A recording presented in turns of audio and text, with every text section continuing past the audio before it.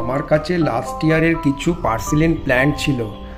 গাছের গ্রোথ খুব একটা ভালো ছিল না, মাটিগুলোও শক্ত হয়ে গিয়েছিল। আমি এই গাছগুলোকে হার্ড প্রুনিং করলাম। এর থেকে যে কাটিংগুলো পেলাম সেগুলোকে টবের মাটি লুজ করে সেম টবে আমি তাদেরকে বসিয়ে দিলাম।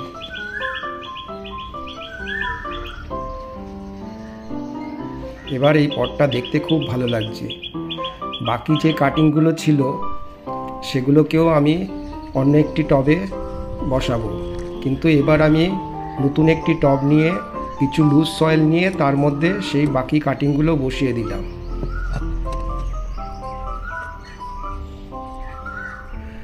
প্রত্যেকবার কাটিং বসানোর পরে 10-12টা ডিএপি দানা দিয়ে দেবেন এবং রেগুলার জল দেবেন। এদেরকে সানি স্পটে রাখবেন।